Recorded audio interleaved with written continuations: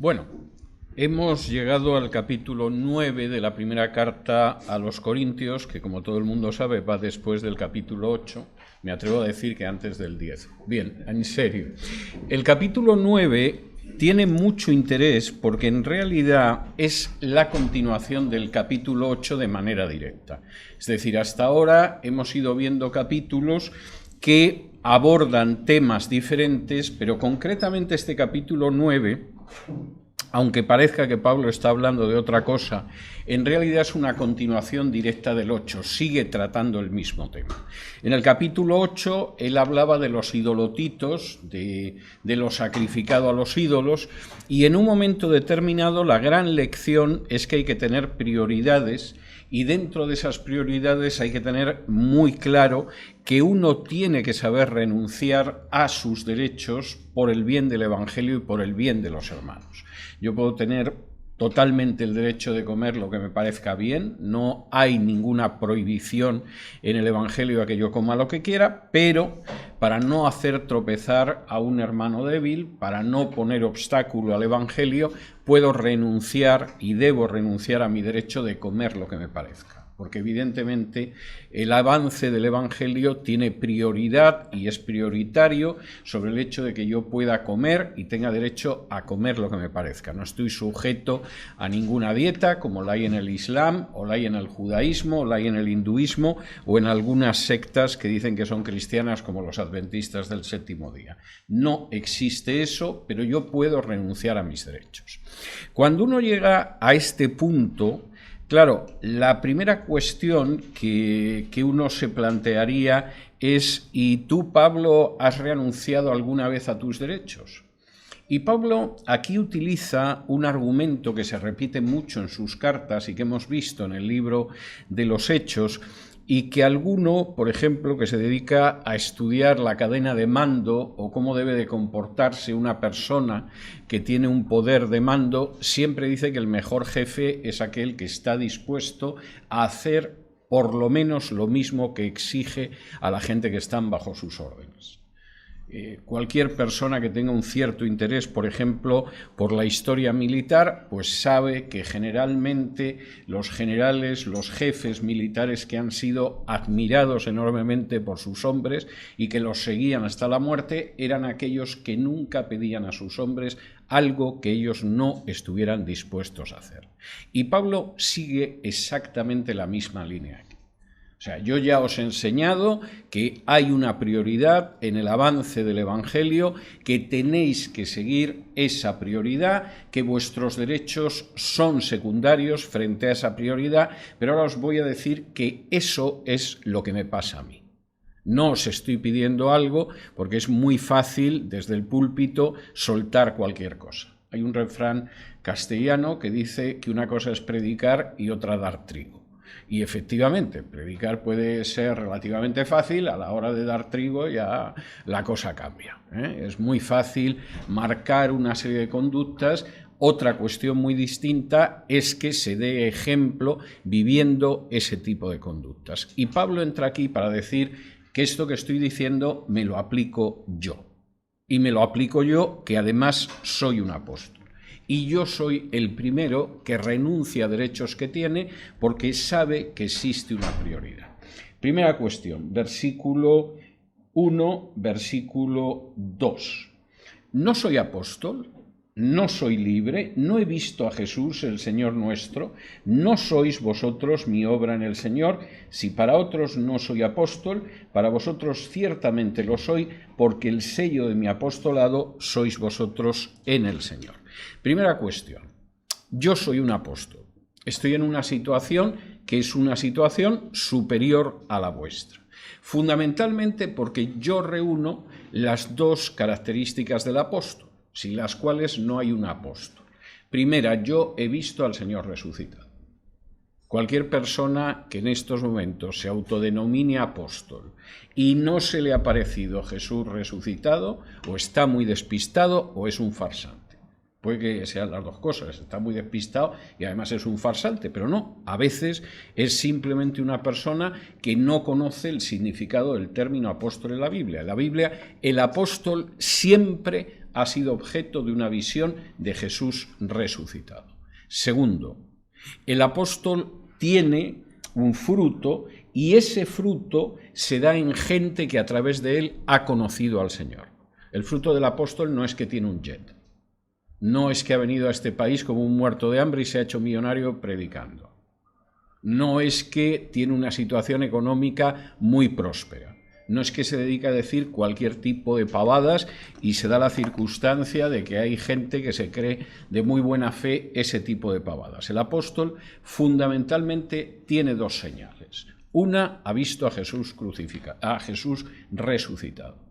Recuerden ustedes que cuando Judas se ahorca, lo vimos cuando estudiamos Hechos, y queda un hueco dentro del grupo de los 12 apóstoles para decidir quién va a cubrir ese hueco. Tiene que ser una persona que sea testigo de la resurrección, que haya visto a Jesús resucitado. Y hay dos personas, echan suertes y finalmente Matías se convierte en ese apóstol 12 cuyo hueco había dejado Judas. Y Pablo aquí es muy claro. Yo soy un apóstol. Y lo soy porque he visto a Jesús resucitado y porque además mis obras, lo que marca que yo soy un apóstol es que hay una serie de personas que ha conocido el Evangelio a través de mí. Las dos señales. Ahora bien, el apóstol no es como otro ministerio, es un ministerio distinto. Y el apóstol tiene una serie de derechos y Pablo dice, de la misma manera que yo os he dicho que renunciéis a alguno de vuestros derechos por el Evangelio, yo he hecho lo mismo con los derechos específicos que tengo como apóstol. Versículo 3 y versículo, vamos a ver, hasta el 7, dice así. Contra los que me acusan, esta es mi defensa. ¿Acaso no tenemos derecho de comer y beber? ¿No tenemos derecho de traer con nosotros una hermana por mujer, como también los otros apóstoles y los hermanos del Señor y Cefas? ¿O solo yo y Bernabé no tenemos derecho de no trabajar? ¿Quién fue jamás soldado a sus propias expensas? ¿Quién planta viña y no come de su fruto? ¿O quién apacienta el rebaño y no toma de la leche del rebaño? Los apóstoles, fundamentalmente, tenemos tres derechos. Y yo he renunciado a los tres derechos. Es más, Bernabé, que ha ido conmigo en el primer viaje misionero, también ha renunciado. El primero, versículo 4, es que efectivamente me proporcionen de comer y de beber. Esto es bastante modesto para lo que sugieren algunos supuestos apóstoles contemporáneos, pero incluso para mucha gente que tiene un ministerio.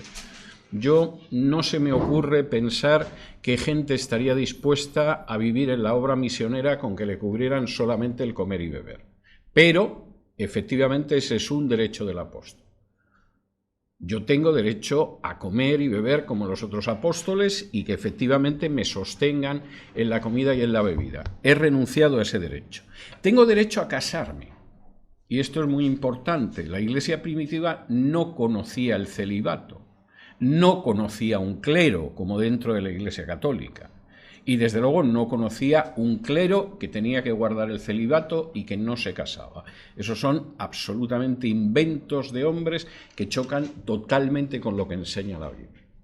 Pablo aquí deja muy claro en el versículo 5 que tanto Bernabé como yo tenemos derecho a traer a una hermana como esposa, como mujer, como pasa con los otros apóstoles, los hermanos del Señor y Pedro. O sea, el supuesto primer papa tenía una esposa, sabemos que era así porque el Nuevo Testamento, Jesús se cuenta en los evangelios sinópticos que curó a la suegra de Pedro, o sea que si tenía la suegra evidentemente era porque estaba casado. Y Pablo dice, entre los derechos del apóstol es que tienen una esposa. Y solo Pablo y Bernabé no la tenemos. Tendríamos derecho a tenerla, pero hemos renunciado a ello para facilitar el avance del Evangelio. Pero desde Pedro a los hermanos de Jesús y, por supuesto, el resto de los apóstoles, todos tienen una esposa. Tercero, nosotros no somos sostenidos, sino que nos sostenemos con un trabajo secular que es algo que no se produce en el caso del resto de los apóstoles. Versículo 6. O solo yo y Bernabé no tenemos derecho de no trabajar. ¿Quién fue jamás soldado a sus propias expensas? ¿Quién planta viña y no come de su fruto? ¿O quién apacienta el rebaño y no toma de la leche del rebaño? Nosotros no. Ni yo ni Bernabé, que ya no está conmigo, no forma parte de mi equipo, pero evidentemente va en la misma línea. Hemos renunciado a esos derechos. ¿Podríamos pedir que nos alimentaran? No lo hacemos. ¿Podríamos estar casados y llevar con nosotros a nuestra esposa? No lo hacemos. Y podríamos en un momento determinado pedir el no trabajar y no tener que trabajar con nuestras manos, y no lo hacemos. Y esos derechos los tenemos, yo los tengo como apóstol, pero no lo hacemos. Es algo a lo que renunciamos. Pregunta, queridos corintios, ¿es mucho pediros que renunciéis, por ejemplo, a comer alguna cosa o actuar de una manera para que no tropiecen vuestros hermanos? No os estamos pidiendo que renunciéis a comer y a beber. Nos estamos pidiendo que renunciéis a estar casados. No os estamos pidiendo que si pudierais vivir sin trabajar, os pongáis a trabajar. No es eso lo que os estamos pidiendo.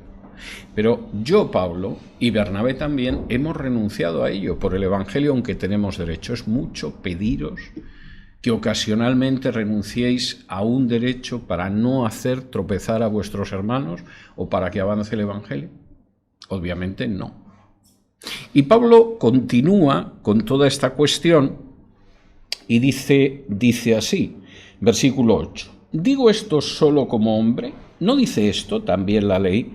Porque en la ley de Moisés está escrito: no pondrás bozal al buey que trilla.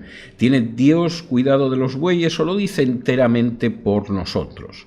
Pues por nosotros se escribió, porque con esperanza debe arar el que ara y el que trilla con esperanza de recibir del fruto.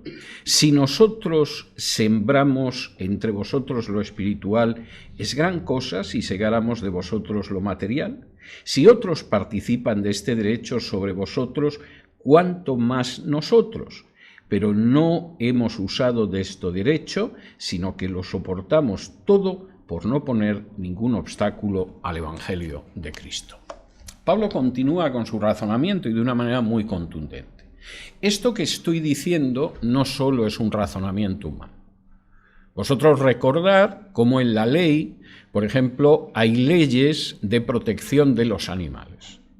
Y hay una ley curiosa que cuando uno lee la ley de Moisés, efectivamente se queda sorprendido del cuidado por el animal, que es que si, por ejemplo, estás trillando, el buey con el que trillas no le pongas un bozal.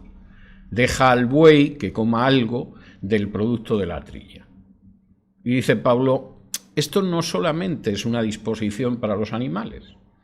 Está bien que uno tenga compasión con el animal, el pobrecito va trillando, no le vas a poner encima un bozal para que no pueda coger ahí ni un grano de trigo o de cebada.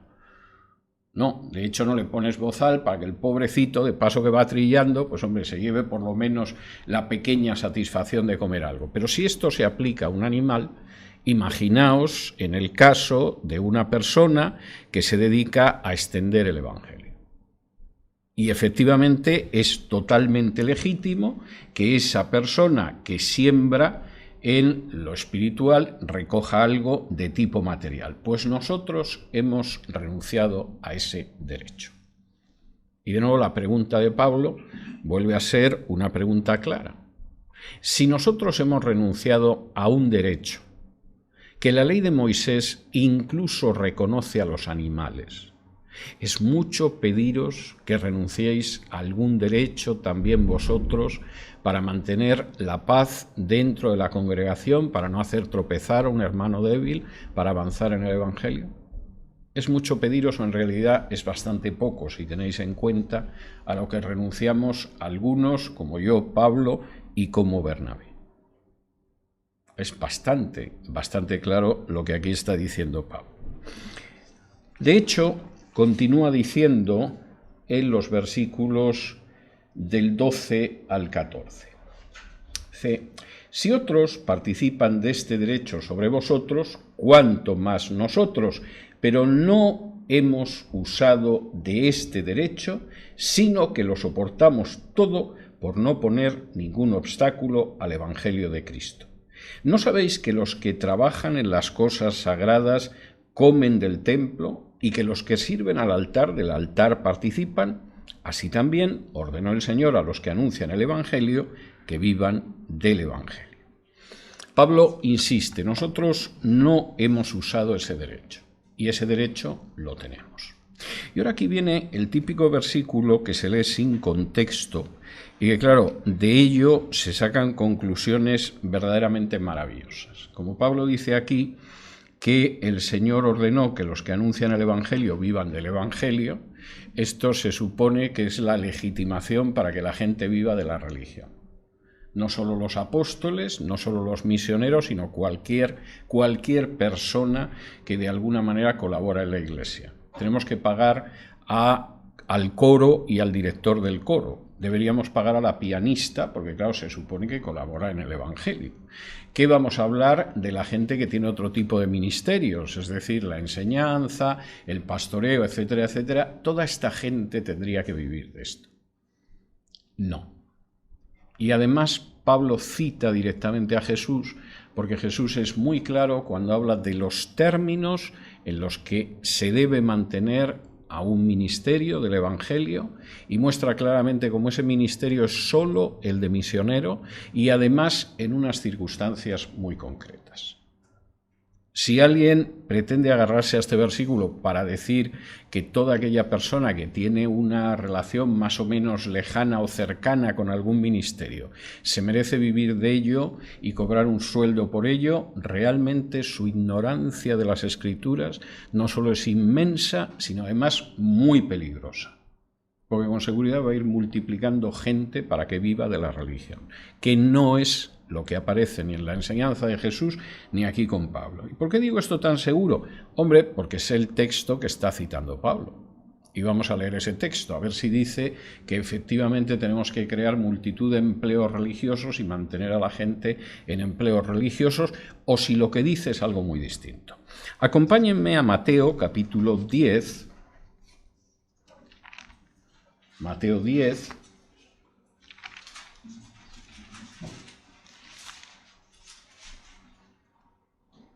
Y versículos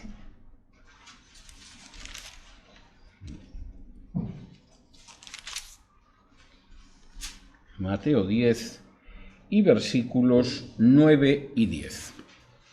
Porque las instrucciones de Jesús son bastante claras. Mateo 10, versículos 9 y 10. Vamos a leer desde el 7. Dice así, Jesús está enviando a los 12 y dice: Y yendo, predicad diciendo, el reino de los cielos se ha acercado. Sanad enfermos, limpiad leprosos, resucitad muertos, echad fuera demonios, de gracia recibisteis, dad de gracia. Habría que traducir mucho mejor, habéis recibido gratis, dad gratis. No os proveáis de oro, ni plata, ni cobre en vuestros cintos, ni de alforja para el camino, ni de 2 túnicas, ni de calzado, ni de bordón, porque el obrero es digno de su alimento. Mas en cualquier ciudad o aldea donde entréis, informaos quién es en ella digno, y posad allí hasta que salgáis. Y al entrar en la casa, saludadla, y si la casa fuere digna, vuestra paz vendrá sobre ella, mas si no fuere digna, vuestra paz se volverá a vosotros. Y si alguno no os recibiere ni oyere vuestras palabras, salid de aquella casa o ciudad y sacudid el polvo de vuestros pies. De cierto os digo que en el día del juicio será más tolerable el castigo para la tierra de Sodoma y de Gomorra que para aquella ciudad. Ahora, ¿qué es lo que dice Jesús a aquella gente a la que envía a predicar el Evangelio? No todo tipo de ministerios, los que concretamente van con una misión evangelística, con una misión misionera. Primero, no llevéis oro, ni plata, ni cobre. Esto es complicado, porque la gente a lo mejor aceptaría no llevar oro, ni plata, ni cobre, pero por lo menos un cheque o una chequera sí que consideraría que es indispensable. Pero las palabras de Jesús son claras, no llevéis nada de eso. Segundo, recordad que vosotros habéis recibido gratis y por lo tanto tenéis que dar gratis. ¿El Señor os ha cobrado por la salvación?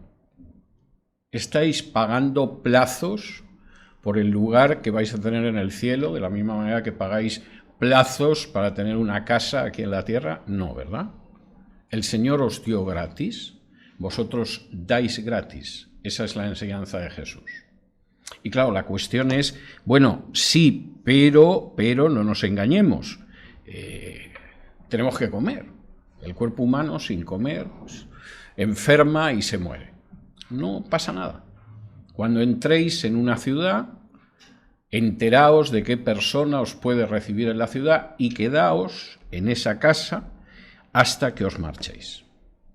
Y sí, efectivamente, si os dan de comer, os dan techo y todo lo demás, agradecedlo. Eso es justo que lo recibáis. ¿No se parece esto mucho a la enorme cantidad de organizaciones, iglesias, denominaciones y demás, donde efectivamente una de las maneras de ganarse la vida, y a veces en términos económicos no mal, es precisamente la religión? Vamos a ver otro texto de lo que Pablo dijo, que efectivamente aquellos que predican el Evangelio pues van a vivir de lo que les den en la casa donde entre. Lucas capítulo 10.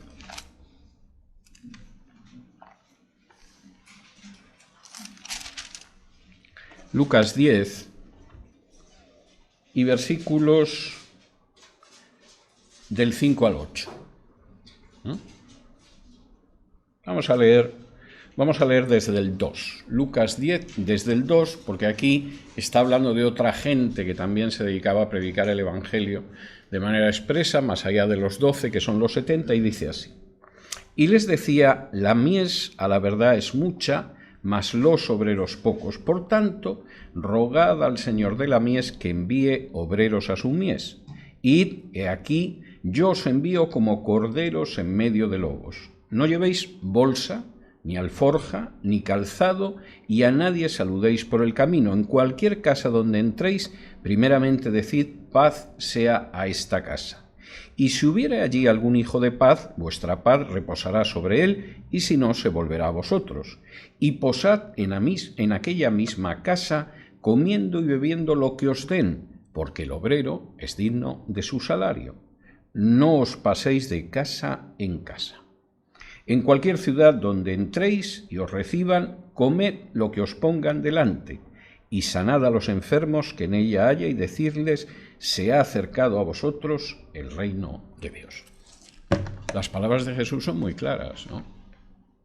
No parece que hable en ningún sitio de que vamos a fijar un salario con vacaciones y otro tipo de beneficios para aquella gente que sale a predicar el Evangelio.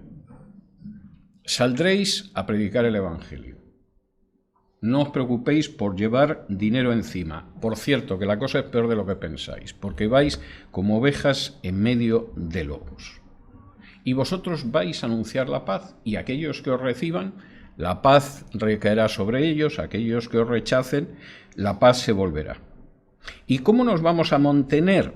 Bueno, en la casa donde os acojan, comed y bebed lo que os den, porque ese es el salario del que es digno el obrero.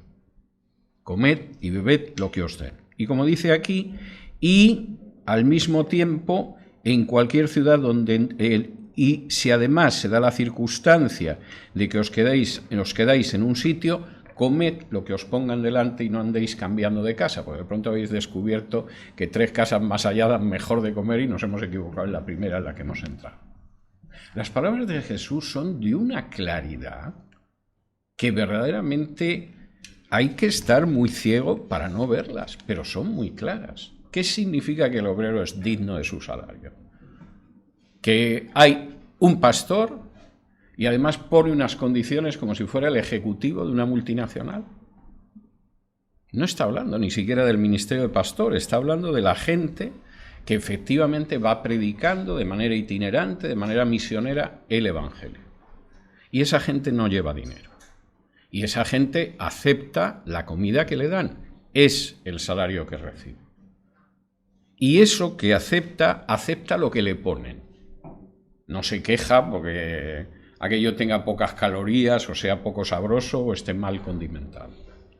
Y no se va cambiando a otra casa que se ha enterado que dan mejor de comer. Aquí te ponen carne una vez a la semana, en la otra parece que casi todos los días. Esto nos suena muy parecido a lo que vemos cuando miramos alrededor, pero esta es la enseñanza de Jesús.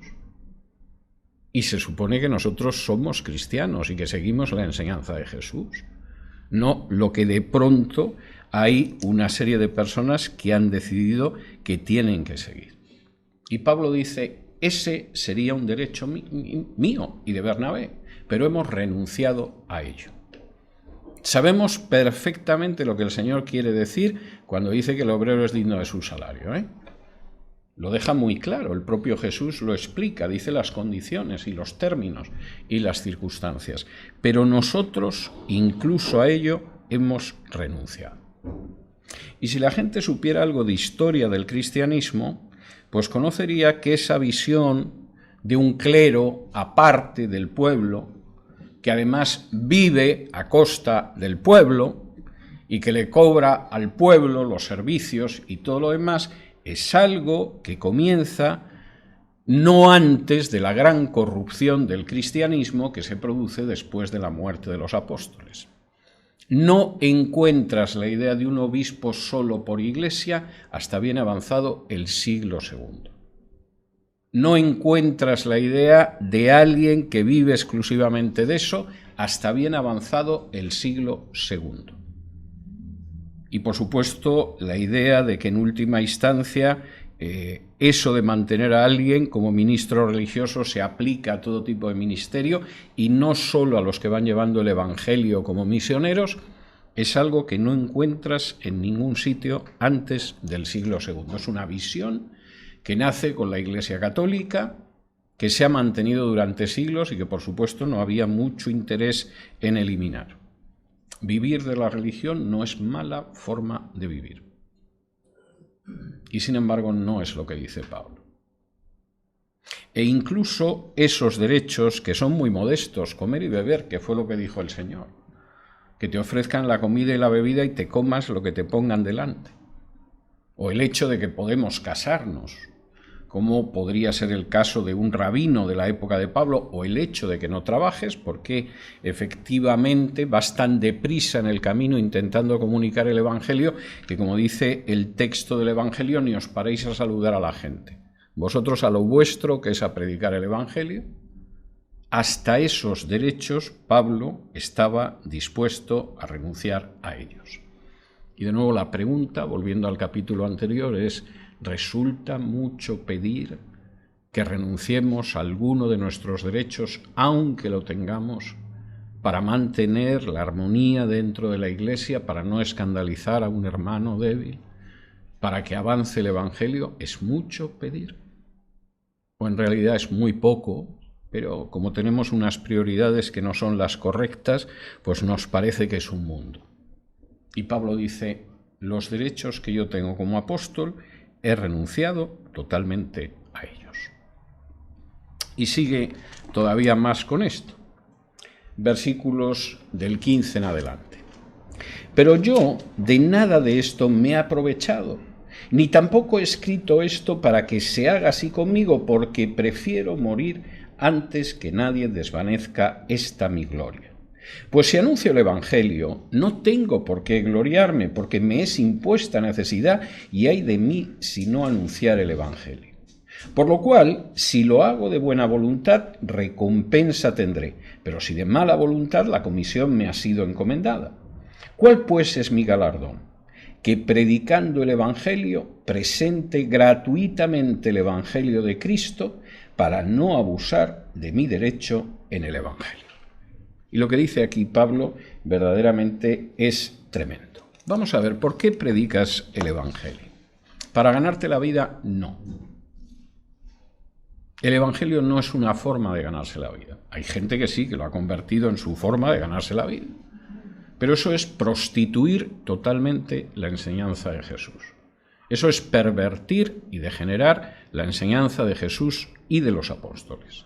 Y Pablo es muy claro: yo no me he aprovechado de nada de lo que podría hacer. Os estoy escribiendo esto por vuestro bien, para que captéis mi enseñanza. No porque quiero que ahora alguien diga: hombre, Pablo, no puede ser, menuda túnica llevas, te tienes que comprar otra, esas sandalias, otras sandalias para... No, yo no os escribo por eso.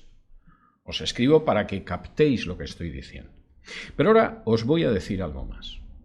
Cuando uno asume un ministerio en el Señor, no lo asume para su promoción personal. El Señor te ha dado un don para que tú puedas servirle a Él en ese don o en esos dones y para que puedas servir a otros. Si tú actúas de acuerdo a ese don que te ha dado, porque eres la persona que tiene un don de servicio y que cuando nos reunimos aquí el domingo a las 11, media hora antes estás limpiando las sillas. Porque eres una persona que tiene un don de evangelista y continuamente comunica el evangelio. Porque eres una persona que tiene un don de maestro y enseña. Porque eres una persona que tiene un don de pastoreo y pastorea, etcétera, lo que sea. Si tú cumples con ese don, no es algo extraordinario que haces. El Señor te ha dado ese don para que tú lo pongas a funcionar, no porque lo entierres debajo de tierra. Y si se da la circunstancia de que efectivamente lo haces de buena voluntad, como dice aquí el versículo 17, vas a tener tu recompensa. El Señor te ha dado un don de servicio y tú lo ejerces todos los domingos o todos los viernes con una alegría tremenda, porque el Señor te lo ha dado y estás contento de hacerlo. Bueno, pues si actúas de esa manera, vas a tener tu recompensa. Que se da la circunstancia de que es otro el don que tienes, pero lo ejerces con alegría, con gozo, con deseo de servir, vas a tener tu recompensa. Y si no lo ejerces alegremente, pues de todas formas lo tienes que ejercer, porque el Señor te lo ha dado y no te lo ha dado para que dejes de ejercerlo. Te lo ha dado para que lo emplees. Y por cierto, voy a tener que hablar de esto luego en la predicación de Marcos, porque a veces parece que los domingos que tengo el estudio y luego la predicación, parece que lo he hecho para que coincida, pero os puedo asegurar que no lo hago y sin embargo a veces el texto de Marcos refleja lo mismo que estoy enseñando en Corintios en la hora anterior. Y Pablo es muy claro: el Señor te lo ha dado, ejércelo con alegría y el Señor te recompensará. Que no te sientes con alegría, síguelo ejerciendo, porque el Señor no te lo ha dado para que lo entierres o lo guardes en un pañuelo, como la parábola de los talentos y de estas monedas que deja un dueño para que trabajen y hay quien no trabaje, sino que te lo ha dejado precisamente para que tú te comportes fiel al don que te ha dado. Y Pablo dice: y en mi caso, yo quiero todavía recibir más. ¿Y cómo hago eso? Pues dando totalmente de manera gratuita el trabajo que hago. Yo tendría derecho a llegar a un sitio y esperar que alguien me diera de comer y beber, no cambiándome a otra casa, no exigiendo que me pusieran otro menú, otra dieta, pero tendría derecho. Tendría derecho a ir con mi esposa. Todos los apóstoles, incluido Pedro, van con su mujer. Tendría derecho a no trabajar. No hago nada de eso. Y no lo hago porque efectivamente eso a mí me permite recibir más.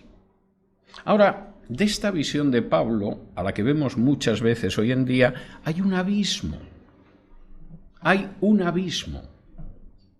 La persona que supuestamente tiene un don no piensa en que incluso puedo renunciar a algunos de mis derechos para avanzar más y para tener más recompensa. Procura acotar bien los derechos, todavía más, si es posible yendo bastante más mucho más de lo que dijo Jesús, que es demasiado modesto, y esto se supone que es magnífico. No, no es el ejemplo que uno esperaría de gente que efectivamente tiene tareas de ministerios importantes y de dirección dentro de la congregación. Y Pablo es el ejemplo. Pero la cosa va todavía más lejos, porque todavía quiere terminar de perfilar y de afinar lo que vimos la semana pasada en el capítulo 8. Fíjense lo que dice en el versículo, de nuevo, desde el 18 en adelante. ¿Cuál, pues, es mi galardón? Que predicando el Evangelio, presente gratuitamente el Evangelio de Cristo para no abusar de mi derecho en el Evangelio. Por lo cual, siendo libre de todos, me he hecho siervo de todos para ganar a mayor número. Me he hecho a los judíos como judío para ganar a los judíos, a los que están sujetos a la ley, aunque yo no esté sujeto a la ley, como sujeto a la ley para ganar a los que están sujetos a la ley. A los que están sin ley, como si yo estuviera sin ley, no estando yo sin ley de Dios, sino bajo la ley de Cristo, para ganar a los que están sin ley. Me he hecho débil a los débiles para ganar a los débiles. A todos me he hecho de todo, para que de todos modos salve a algunos, y esto hago por causa del Evangelio, para hacerme copartícipe de él. Lo que dice Pablo es tremendo. Yo no solamente es que he renunciado a todo esto, es que además yo soy una persona libre de todos, versículo 19.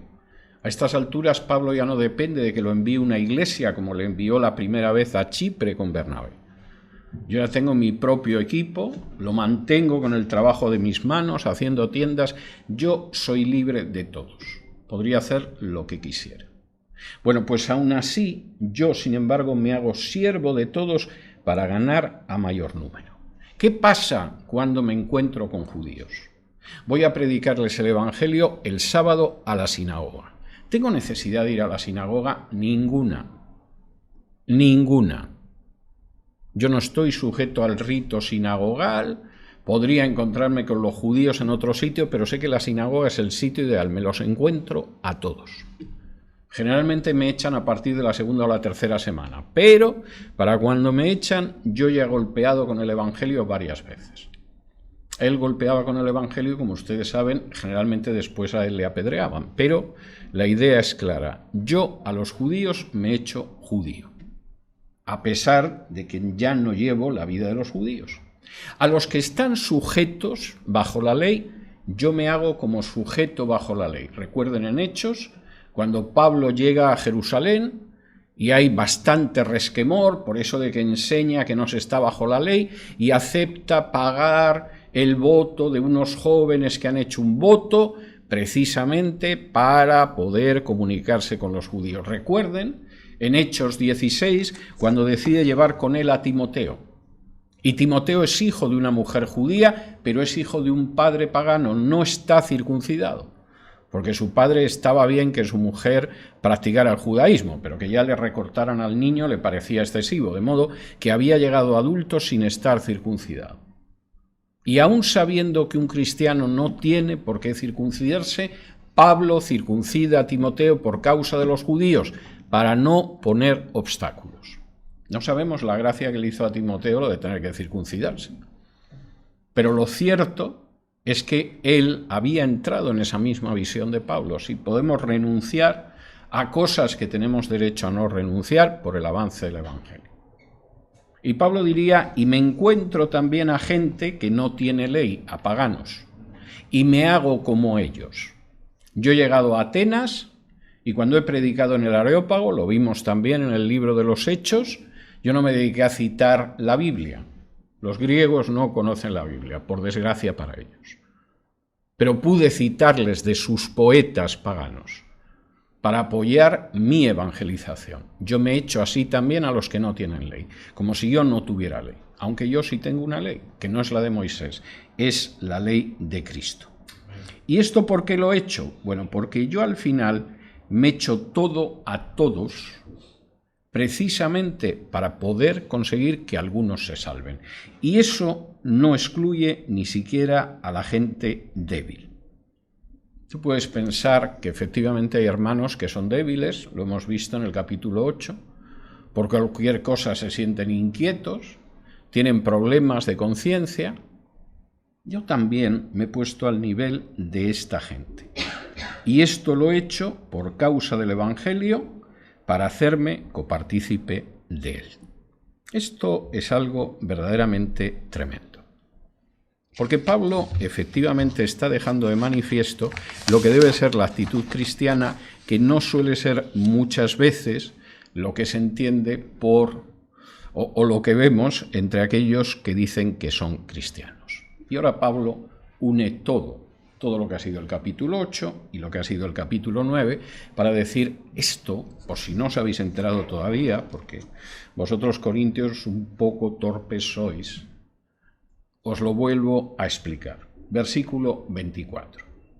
¿No sabéis que los que corren en el estadio, todos a la verdad corren, pero uno solo se lleva el premio? Corred de tal manera que lo obtengáis. Todo aquel que lucha de todo se abstiene, ellos a la verdad para recibir una corona corruptible, pero nosotros una incorruptible. Así que yo de esta manera corro, no como a la aventura, de esta manera peleo, no como quien golpea el aire, sino que golpeo mi cuerpo y lo pongo en servidumbre, no sea que habiendo sido heraldo para otros, yo mismo venga a ser eliminado. Vamos a ver, esta vida no es un lugar para pasarla bien, ¿no? Cantinflas, que era un gran cómico, solía utilizar una frase que decía que a este mundo hemos venido a pasarla bien y si no nos regresamos. La frase estaba bien, pero claro, la cuestión era ¿y a dónde vas a regresar? Cantinflas. Claro, digno de Cantinflas la cuestión. Y no, a este mundo no hemos venido a pasarla bien. No es que hayamos venido a sufrir espantosamente, pero la finalidad de la vida no es pasarla bien, aunque efectivamente muchos se empeñan en ello. Es más, hay muchas cosas que hay que hacer en esta vida que implican no pasarlo siempre bien. El matrimonio no implica pasarlo siempre bien. Educar a los hijos no implica pasarlos siempre bien, a veces puede ser complicado. Honrar a padre y a madre no siempre implica pasarlo bien. Trabajar como se debe trabajar no siempre implica pasarlo bien. Y tener una educación, aunque te guste mucho aprender, no siempre implica pasarlo bien. Intenta aprender un idioma divirtiéndose solo. Eso en las películas y en esos cursos que te dicen que en una semana aprendes inglés y en un mes aprendes finlandés y lo único que hacen es sacarte el dinero y ni aprendes inglés ni aprendes finlandés.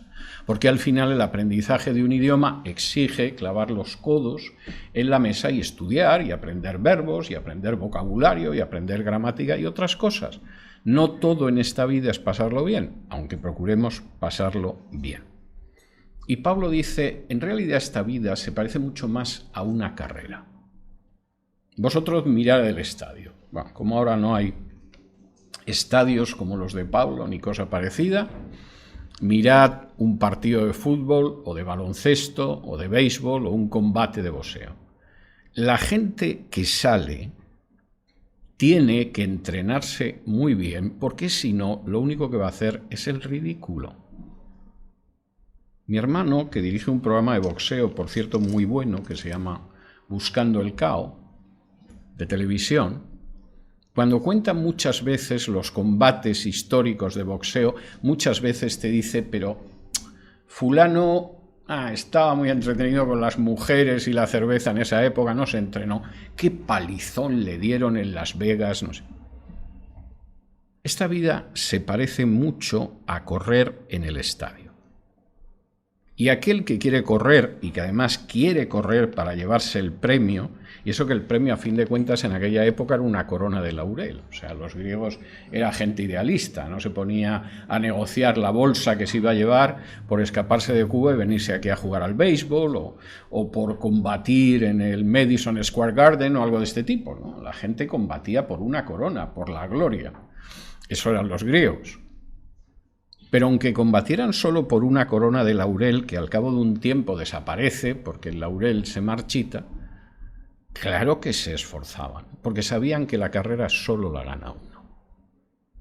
Y sabían que el combate solo lo gana uno. Y esa es la mentalidad que nosotros tenemos que tener.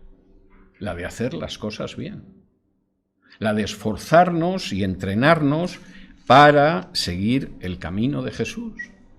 Aquellos que predican a la gente que si recibe a Jesús, esta vida va a ser un camino de rosas, nunca se van a poner enfermos, van a tener la bolsa llena, generalmente son los que consiguen tener la bolsa llena a costa de los imbéciles que se creen lo que ellos predican. Es muy triste decirlo, pero es así. No es lo que enseña la Biblia, no es lo que enseñaron los apóstoles, mucho menos lo que enseñó Jesús. Corred de tal manera que ganéis. Y si queréis correr de esa manera, que no sería esforzaros más que lo que se esfuerzan los atletas en el estadio, además para la gloria solo de una corona que se corrompe, si es así, pues claro que uno está dispuesto a tener prioridades y está dispuesto a renunciar a sus derechos. Y de nuevo Pablo dice, no os estoy pidiendo algo que yo no haya hecho. Yo sé que esta vida es un combate. Y el problema en esta vida no es que en medio del combate te tumben sobre la lona. El problema es que no te levantes de la lona. Esta vida da muchos golpes y puede ser muy dura. Pero tienes que levantarte y seguir combatiendo. Y Pablo dice, ¿y cómo combato yo? Yo no doy golpes al aire. Si alguna vez han visto un combate de boxeo, y no crean que no merece la pena. Aparte del deporte, es muy interesante las aplicaciones espirituales. Uno de los trucos para cansar al adversario es que dé golpes al aire. El otro intenta, lógicamente, golpearte, acertarte, atinarte. Y tú te mueves de tal manera que el otro da los golpes al aire y se cansa. Y Pablo dice, yo en esta vida no voy dando golpes al aire.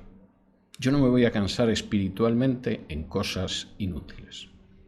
Hay gente que acaba cansándose espiritualmente porque le tienen haciendo pavadas y payasadas y no es nada útil. Y Pablo dice, yo no doy golpes al aire.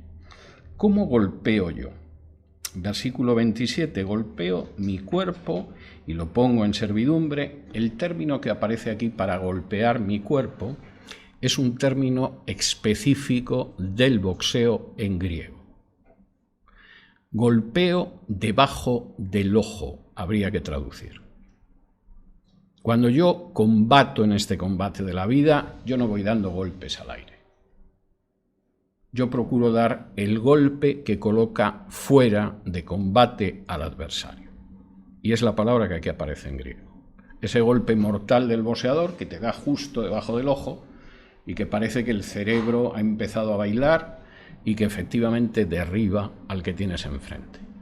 Y Pablo dice, yo es así como combato. Yo sé que en mi cuerpo hay muchos problemas. No es que Pablo se colocara un cilicio, se flagelara, como en la Iglesia Católica pues aparecía. No, yo sé los problemas que puede tener. Mi cuerpo es egoísta muchas veces. Hay muchas veces que no quiere trabajar.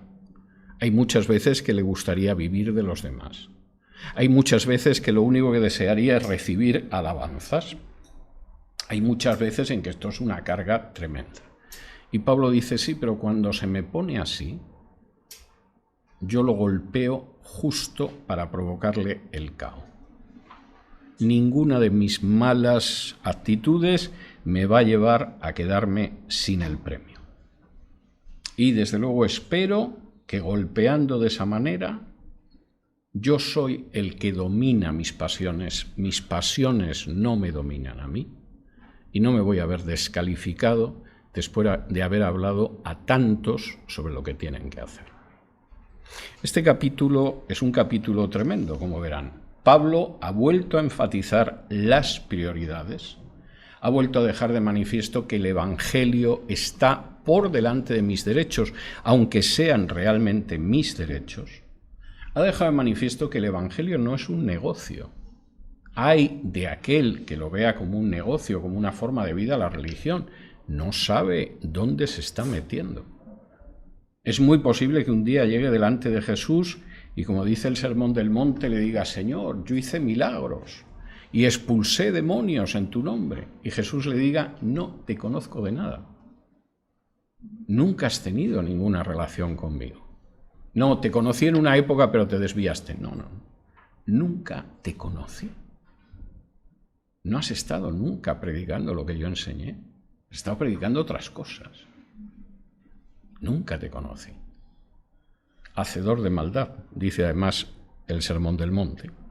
Y cuarto, debemos someter nuestros deseos a esas prioridades, de la misma manera que si estuviéramos en un ring de boxeo tendríamos que ver cómo dábamos el golpe acertado para colocar fuera de combate al señor que se mueve con 2 guantes enfrente de nosotros.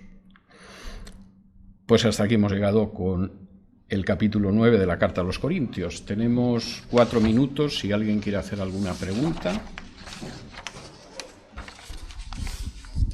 Hermano Vidal, soy un convencido de que tenemos que imitar a Cristo, pero también soy un convencido de que la vara es muy alta, ¿no? Y a lo que hemos estado estudiando en Hechos y hoy en Corintios, vemos de que Pablo tenía muchísimas cosas buenas en las cuales podemos imitar. ¿Qué consejo nos puede dar usted de lo que tendríamos que hacer para por lo menos poder imitar cosas buenas que Pablo hizo? Porque muchas veces necesitamos eventos sobrenaturales para poder creer en nuestro Señor. Necesitamos eventos sobrenaturales para poder creer en el poder de Dios. Y cuando no vemos esos eventos sobrenaturales, nuestra fe está por los suelos. ¿Qué necesitamos? Bueno, vamos a ver. Me alegro de que hayas planteado esa pregunta, Carlos, porque uno de los grandes problemas de las iglesias hispanas es que están formadas por gente que ha salido de la Iglesia Católica, pero la Iglesia Católica no ha salido de ellos, en buena medida. Y muchas veces la visión que tenemos en realidad es la típica visión de la Iglesia Católica que a su vez viene directamente del paganismo.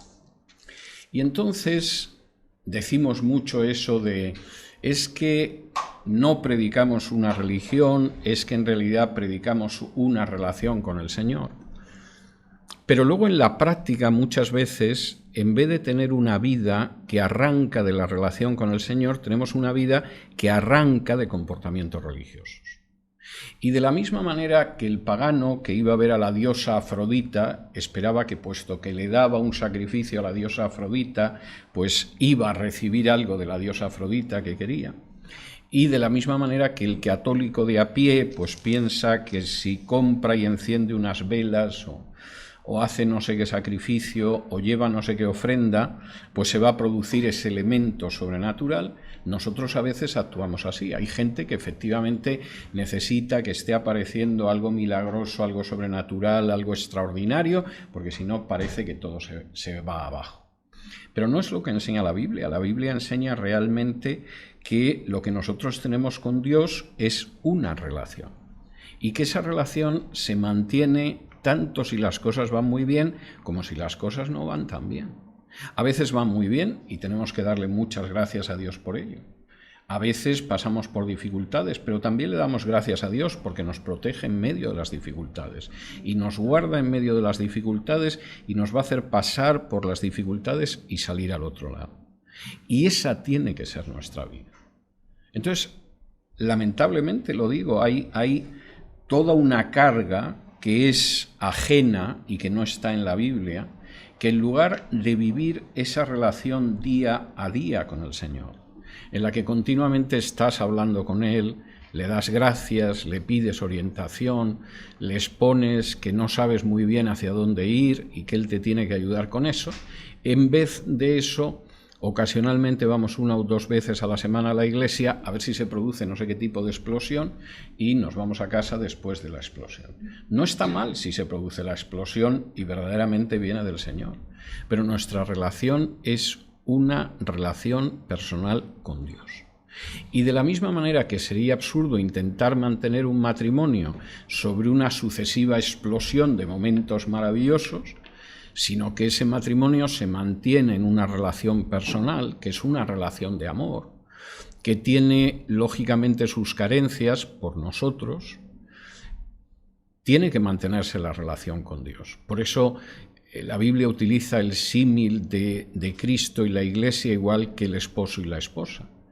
Pero también sucede con los padres y con los hijos.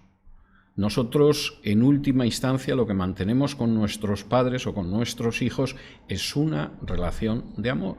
que a veces tiene altibajos, no siempre es maravillosa, no solo te da satisfacciones, no solo te da alegrías, aunque algunas se acercan bastante a eso.